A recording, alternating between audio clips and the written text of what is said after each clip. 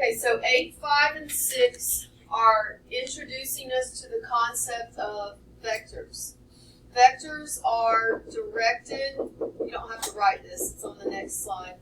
They're directed line segments, which means that they're rays, like it starts here and it goes this way. So that's a ray, but now we're calling them vectors because it's just so much cooler. We're going to learn about how to, the properties of vectors, how to add, subtract, find what's called the resultant, and then how vectors can be used in word problems, which sounds scary, but the good news is they're the same thing every time. Instead of a ramp, it might be a pulley system. Instead of a pulley system, it might be a loading dock or an escalator or something. I'm trying to think of all of them. What changes is just the circumstance of the situation, not the way you do the math. Math is the same every time. So yesterday what we learned was we're going to have some physics words coming up when we hit the word problems: displacement, velocity, force. We'll come back to that when we get to those word problems. We're not there yet. Now when you first look at this, you probably think, oh my word. It is just distance formula and slope, okay? It's just distance formula and slope. So let me point some stuff out. What is a vector? It's a directed line segment, and the way that we write like the vector symbol, instead of doing a raised symbol, we do like half the arrow above it, okay? All we practiced yesterday was determining if two vectors are equal. But they don't use the word equal, they use the fancy word equivalent. If you're asked to determine if two vectors are equivalent, you have to show two things. You have to show that they have the same length, but we call it magnitude. And then you have to show that they have the same slope, but we call it direction. Okay? So that's what we learned yesterday, and then we practiced it on the next slide, and that was all we did. So let me show you how you go about it. First of all, you've got all of these pictured here. These are your directed line segments or vectors.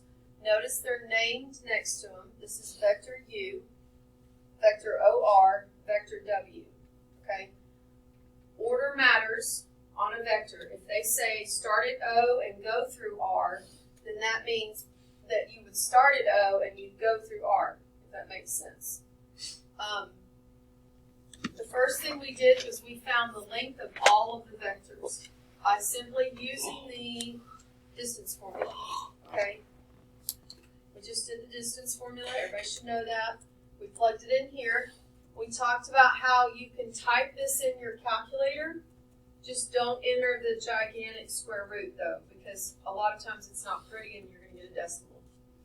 So you can go to your calculator without the square root and you'll get just the number 10, and then you would write that it's the square root of 10. In terms of finding the direction of the vectors, we just found the slope of all three of them. That was it. Now there's three ways to find the slope. Watch this. Because you have a graph, you can go to the lower end of the ray, go to the lower one because you want to rise and then run. So this would be rise 1, run to the right 1, 2, 3. So that's rise 1, run to the right 3. So the slope of U would be 1/3. That's one way to get the slope. It's just counting. The second way is applying the good old-fashioned slope formula, which I wrote right here. I don't like the slope formula because a lot of people get caught up in the little sub 2, sub 1 stuff. Order does matter. What matters is however you subtract the top is how you have to subtract the bottom. So I like to do, and I just noticed it's not up here, I like to do what's called stack them and subtract them, which you may remember from college algebra.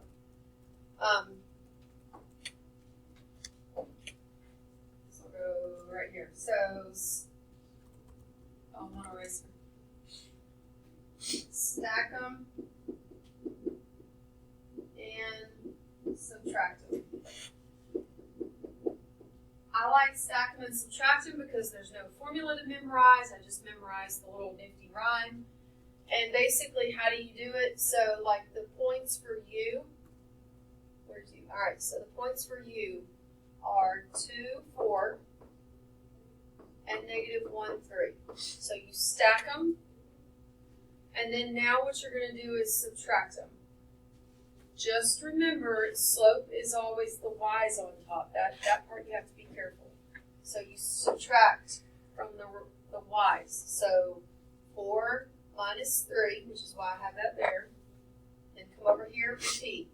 2 minus -1. I wrote it, and then I get 1/3. So I like stack them and subtract them. If you have 3 choices. You pick the one you like. You can graph it and count it, rise over run. You can use the slope formula, or you can stack them and subtract them. But basically, you're finding slope. If at any point you're going through this and you don't get the same length, distance formula, or the same slope, direction, then you stop and you say, hey, they're not equivalent. Okay? Which is the first 3 questions in your 8-5 homework, by the way. It's just saying, part 1 is like, which one of the following graphs is correct, which means you have to look at the arrows, be careful, order matters.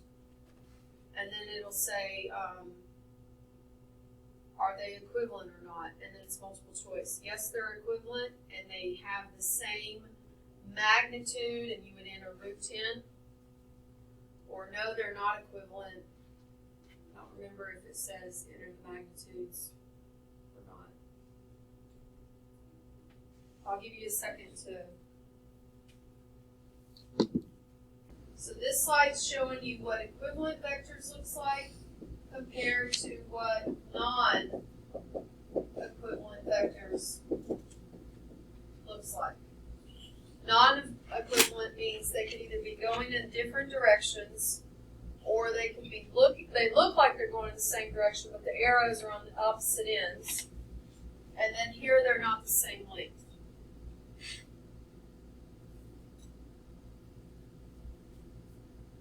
So equivalent, remember, same length, same direction, same slope. And that's an example of equivalent vectors. They look like copy, paste, right next to each other.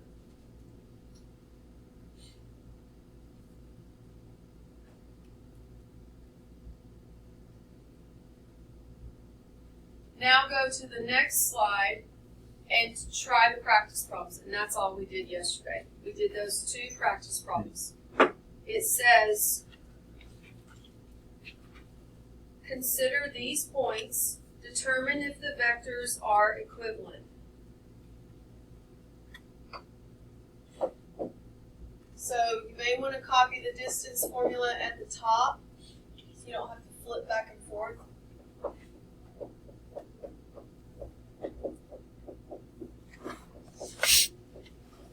And then depending on how you're finding slope, so what I did was I copied point B, point A, then point D, point C. I copied the points there, so I wasn't looking up here at this long list of points and accidentally pulling the wrong one.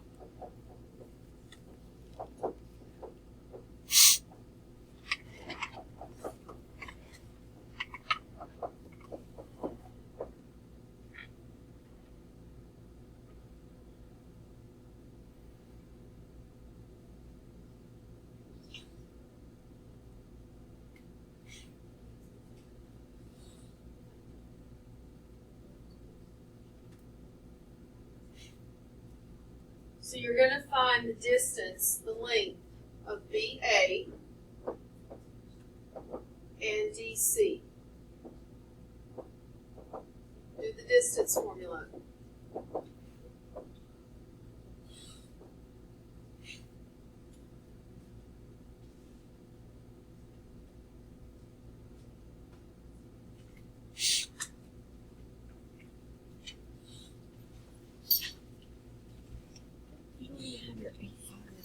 Yeah, because you were reviewing with them. We already did this.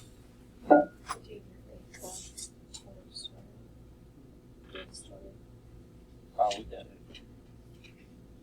Does that count? Just hold on. I'm doing one thing at a time. Okay. Once, because I'm done with Coach Dell's class now, and I'm almost done with all my class. I have one test left, and then I'm putting all my focus on math. To be equivalent, because they both have the same magnitude, they both have the same direction, so therefore they are equivalent. What did you say? BA equals DC. And then E2, did you find that as soon as you started to look at the magnitude, they did not come to the same thing? So we can stop. Yeah. Okay. So while this may seem challenging, maybe is the right word, or no, uncomfortable, it's only because we're dealing with vectors. You're really just doing distance, formula, and slope.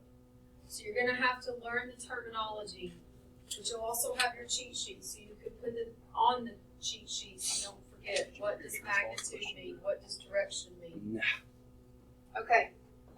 Now, stay with me on this. Now what we're going to do is look at when you do some math with the vectors. I think it's important to understand what's actually happening physically before we dive into the math behind it.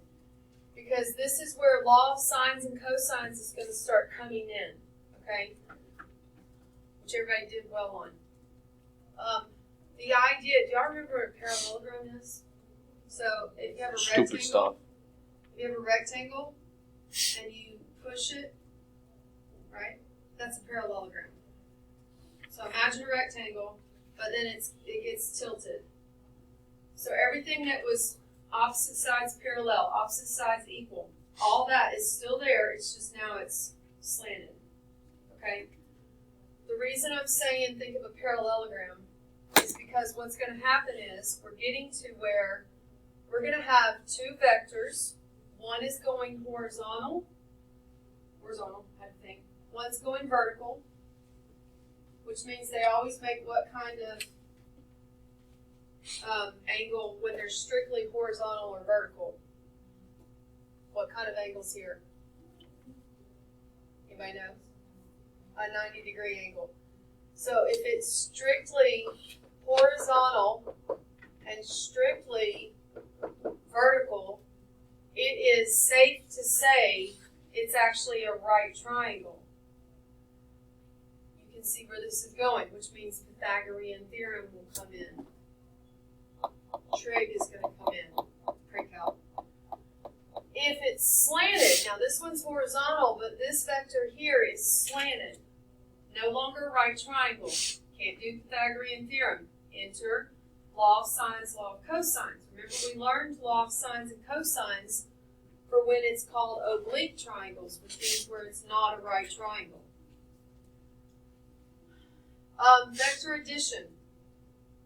If I take the two vectors, I've got the horizontal vector u, y'all look at the picture. I've got the slanted vector v. If I take them and add them together, don't just think 1 plus 1 is 2. You'll see the addition formula in a second. I get what's called the resultant. We're going to write it on the other side, or slide. And then I have now, like if you come down here, these are all different examples. If you come down here, we have this horizontal vector, we've got this slanted vector. If I combine those vectors, I get this diagonal, the red diagonal, u plus v. That's called a resultant vector. New vocab, we'll write it down. And then I also have a parallelogram shape. And then the properties of parallelograms come into play. Refreshing you on the properties of parallelogram. Opposite sides are congruent. They're always equal. And the way to remember that is think of a rectangle. I'm doing this stupid demonstration right now for you. Watch. Think of a rectangle and it just gets tilted. Okay? Because my arms are equal, and then when I tilt them, they're still equal. They didn't change length, right? Opposite sides are equal. Opposite angles are equal in a parallelogram. Opposite angles are equal. So like this angle here is congruent to this angle here. This is really helpful when we start doing these problems. I don't want to mark it because it has a line through the middle, but this angle here, I'll do dotted. How's that? That whole angle there is congruent to that whole angle here. Also, consecutive angles add to 180. Consecutive means any two angles on the same edge. So like these two here add to 180. These two add to 180. These two add to 180. These two add to 180. Okay? You learned all of that in geometry, but I know it's been a while since you've used it. So now it's going to come back into play. All right.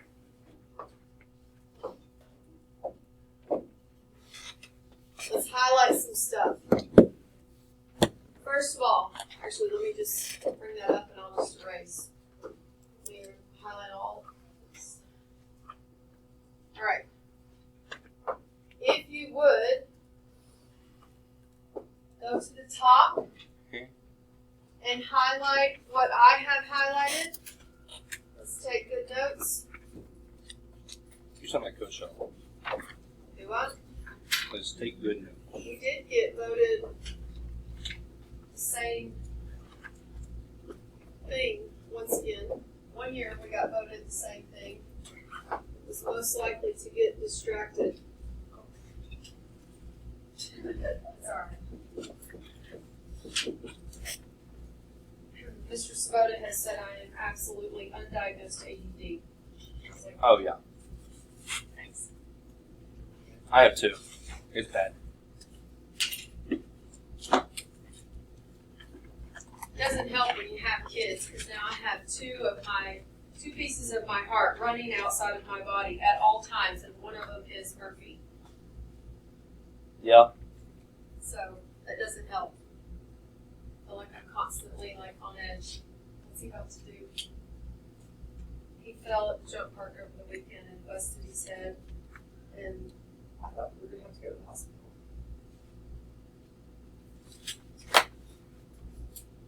All right, so you've written down some stuff. Now let's actually read what we're looking at. Okay, so up here is just saying, hey, here's something new. We're going to learn with vectors.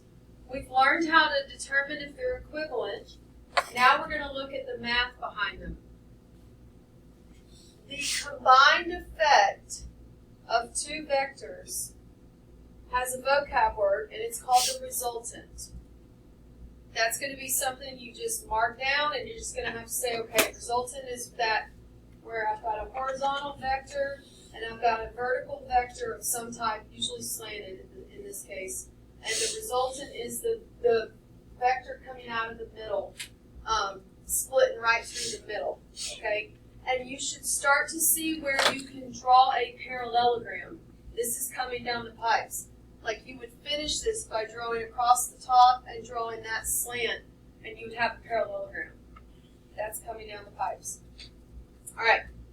This example says, forces of 15 newtons, 25 newtons act on an object at right angles to each other. Find their sum, and then it says, or if you don't remember what sum means, that's the fancy word resultant, giving the magnitude of the resultant and the angle that it makes with the larger force. So when you first read it, you're probably like, what? We're going to draw a picture. We're going to label our picture. And then you're going to realize, oh, you should have just showed me that to begin with instead of throwing the word problem at me. First of all, make sure your calculator is in degree mode, please. Degree mode.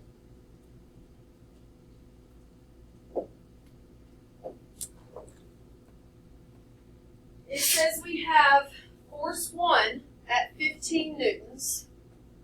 Look at this picture up here. Force 1 is 15. Force 2 is 25. They act on an object at what? Right angles.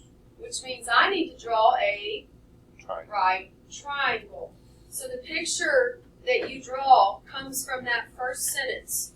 We're going to draw a right triangle. I personally always draw mine in the same direction, the same way, so that way there's not as any thinking involved on that. I'm only thinking about this.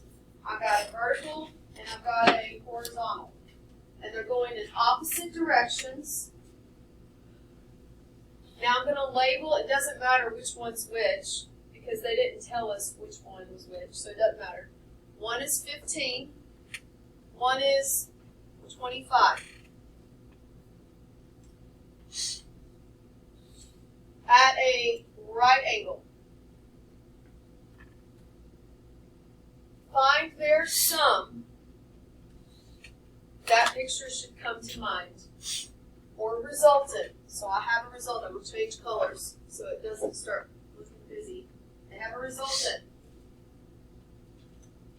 Find their sum or resultant, giving the magnitude of the resultant and the angle it makes with the larger force. So this is what I don't know right here. I'm going to call it X.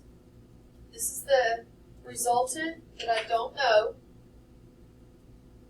And then it says, and the angle that it makes with the larger force. What's the larger force in my picture?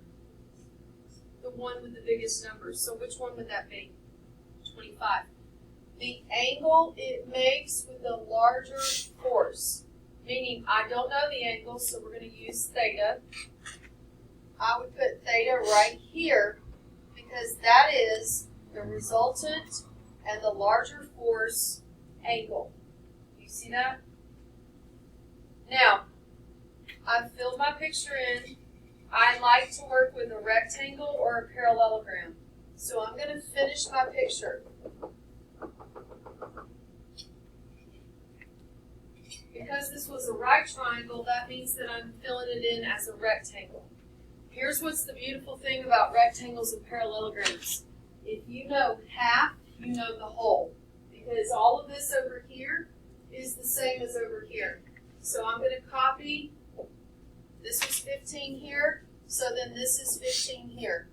This is also a right angle. And now do you see, I'm going to highlight it in yellow. Do you see the right triangle you can focus on? Like there's a right triangle. I know 15, I know 25. I'm looking for X, I'm looking for theta. So I have two things to do here. And it's basic trig. To find X, what could I use?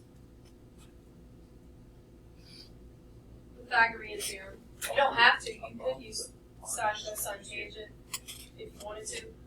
But because these are nice numbers, I'm going to find X by using a squared plus b squared equals c squared. So I'm going to plug it in. I got 15 squared plus 25 squared equals x squared. Y'all stay with me. Y'all have phones. So go to your calculator. 15 squared plus 25 squared is 850. Is that right? And now we're going to take the square root. Let's go to the nearest 10.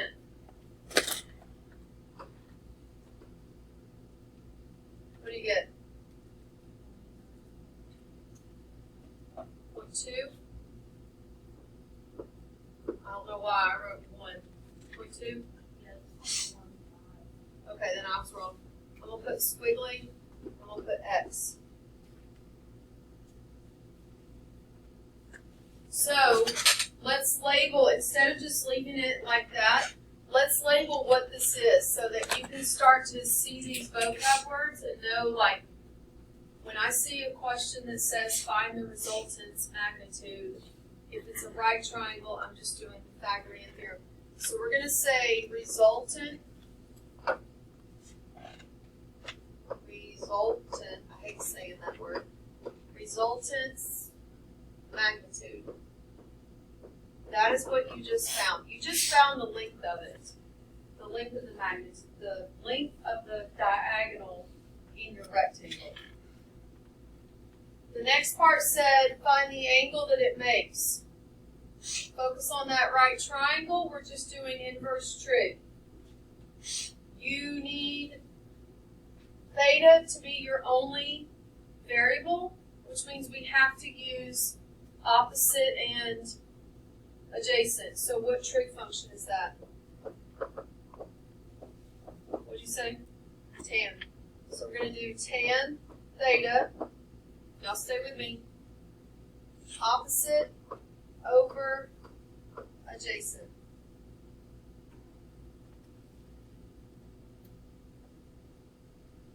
How do I get theta by itself? Inverse tan. So you go to your calculator and you would do inverse tan. So that's second tan. 15 divided 25. I went to the nearest degree.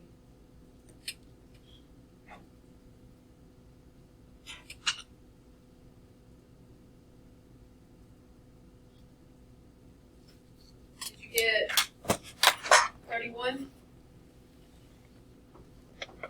So 31 degrees.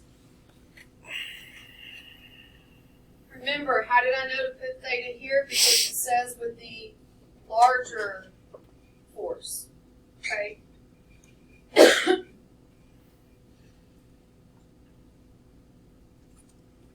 Hardest part's probably setting it up. If I had to guess, like, it's just setting it up. Then it was just, okay, find the length of diagonal, diagram theorem. Find the angle theta, inverse trig.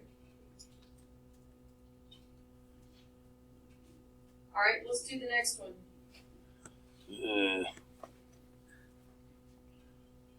Well, the next one was me adding this example, and that was because in the textbook, this was the only example they gave you, and they wanted you to say, you got it? You good? Now running the homework.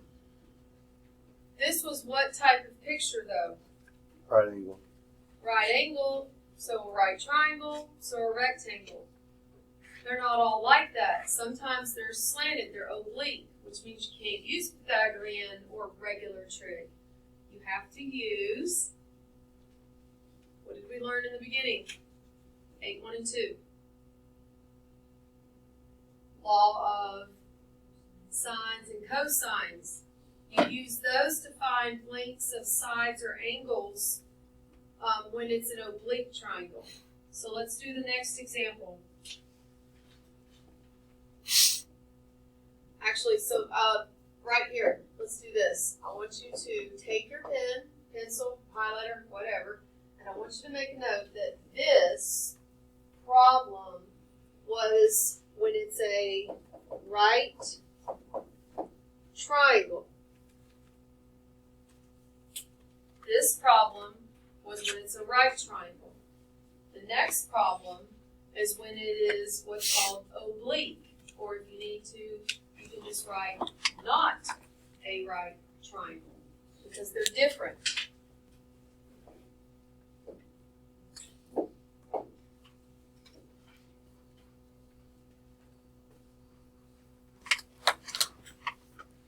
Now, I've also, no, it's not on mine. Is it on yours?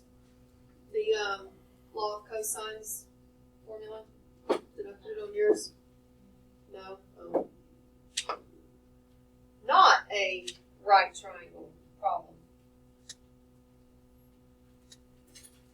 So we're going to work on when it's not. If you want, you can copy that formula from law of cosines. I feel like the law of sines formula, everybody pretty much had memorized. It was little side over sine of that side, right? Remember that? You can write that at the top too if you want to. The arrows here was reminding you that whatever side you're solving for has to correspond with the angle you're using. That's why I have those arrows there. So like if I know angle A, that would mean I'm solving for side A in the formula. All right. Let's try this. I want you to read it and try to draw the picture. You already know that it's not a right triangle. It's going to be oblique, which means you got your horizontal one like normal, but then you got a slanted one instead of a strictly up and down. And I would slant it kind of inwards, not outwards. Don't slant it that way. So you have two forces, 410 and 600.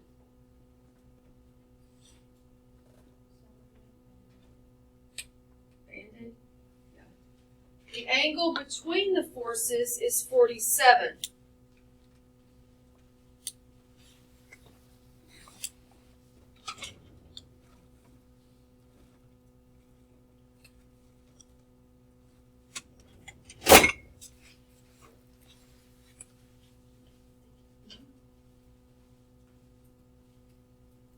Find the magnitude of the resultant and the angle that it makes with the larger force. Alright, so take notes in the problem. We have two forces. We got 410 and 600. They act on an object. The angle between is 47 degrees. The angle between. So I usually draw my longer force as the horizontal one. I'd rather draw it out instead of drawing it and taking up space up. It doesn't matter though. So I've got a 600, and then I've got a 410. Right? Now if you switch those, it's fine. It's not going to matter. Then I have a resultant. Where's the resultant always come from? The middle, shooting right through the middle of it. We'll change colors. I got a resultant. I don't know the resultant. Find the magnitude of the resultant. I don't know it, so I'm just going to put a question mark. And it says the angle between the forces is 47. We'll change colors. So from force to force is 47 degrees. So from here to here, right, is 47 degrees. So I'm actually going to extend that arc a little more so that I don't think that I'm talking about one of those little pieces of angles. I'm talking about the whole thing. The whole corner is 47 degrees. The whole corner.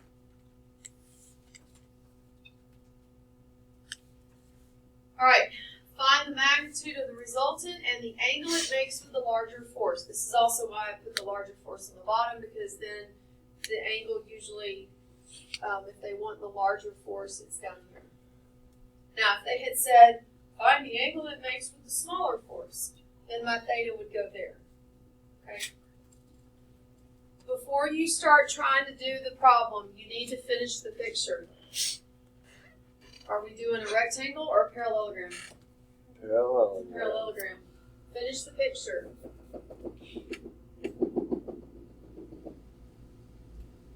Copy the info that you know.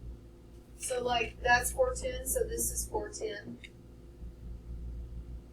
Now here's what's not happened before. This is why I didn't like the textbook where it gave me the one where it was a right triangle. They're like, oh, you got it, good, move on. We need one where it's not a right triangle, because here's something from geometry you've got to use. You always draw your picture, and then you finish complete the picture, whether it's a rectangle or a parallelogram, and then you basically shift your focus to the whole triangle over here. Well, I need some info over here. In the last problem, I knew this was a right angle. In this problem, it's not a right angle. But I have enough to find it because they told me over here it's 47. So you've got to remember from geometry, I'm going to say in small letters, recall, ... consecutive, I'm going to abbreviate, consecutive angles add to equal 180. Consecutive angles add to equal 180. What's consecutive mean? It means two angles on the same edge. So like, see this edge here? Well, if that corner is 47, then this corner is 180 minus 47. And now I can find it. So 180 minus 47. 133.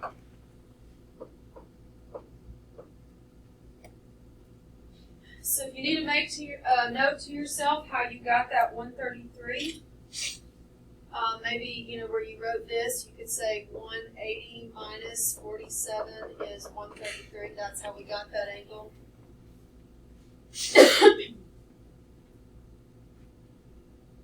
Now you have a basic law of sines, law of cosines problem, and you need to find two things. So you just decide which one you want to find first. You do need your law of sines, cosines formula sheet. It would be helpful, but I did give you the formula here. You're focusing your attention on one triangle. The parallelogram is no longer necessary. We're just looking at the one triangle. We need theta. We need this question mark. This is why I wrote this formula here, and I drew arrows, and I said, if you're solving for side A, you need to be using angle A.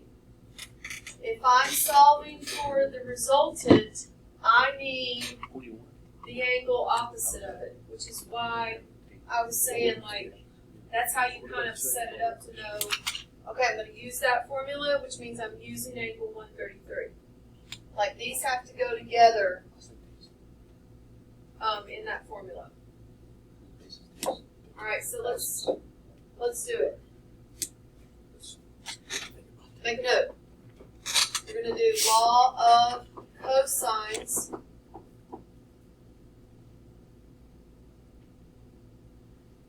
We're going to find, you can call this A, or you can leave it as question mark, or you could call it side X. What do y'all want to do? X? Okay.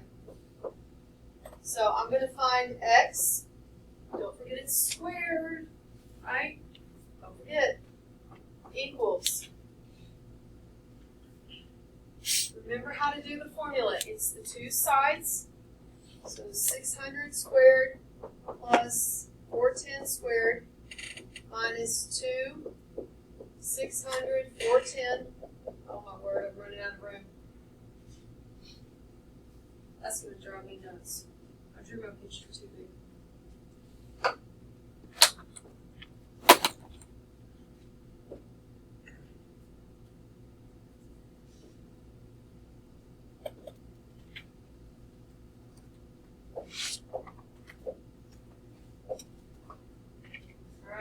Cosine 133. There we go. So you'll type all that mess in your calculator. It is going to be a gigantic number. I rounded to the nearest whole number on the magnitude and tenth on the degree. So we get x squared is approximately 8,63643. I just wrote the solid number. I didn't worry about the decimal on my paper. I left the decimal in my calculator. Does that make sense? Left the decimal there. Just went to my paper and wrote the whole number. Then you do have to do what to both sides? Square root. Yeah, square root. So x is approximately 929. That's the magnitude.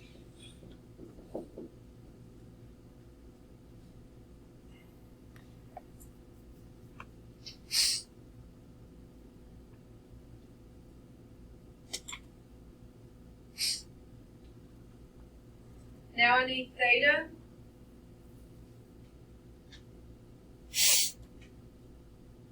I personally like law of sines better than law of cosines because it's just the fraction equals fraction, and you either cross multiply or you just multiply the one thing over.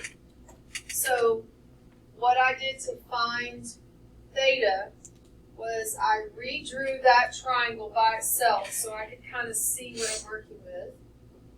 So I'm just going to redraw that triangle.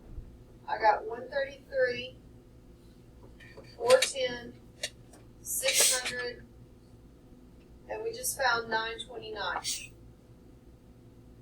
And the goal is this one right here.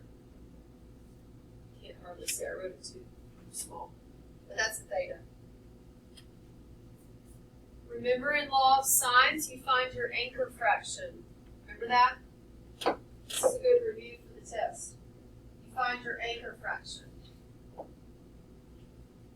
And then you take and use what you need to know with the side that you already know that goes with it, right? So in this case, I don't need the 600 at all. I'm going to use the 410 because it's opposite of theta.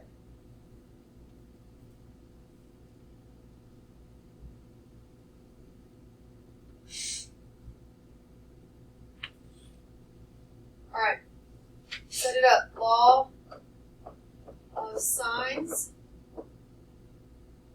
So anchor fraction, and then I'm looking for theta. So it's the side over sine of the angle equals the side over sine of the angle.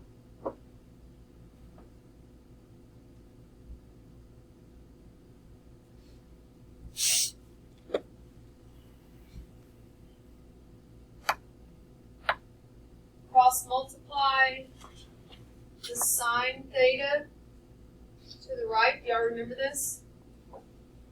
This should not be new. This should be from mid-chapter 8 test. So we got 410 sine 133 equals 929 sine theta. What do I move? Move 929 by division. And then go ahead and say sine inverse.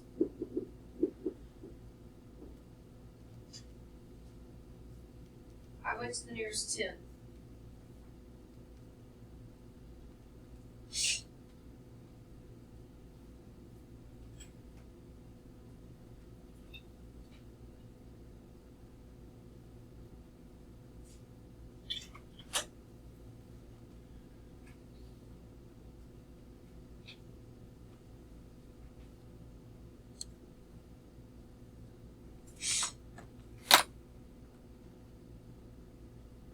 Get 18.8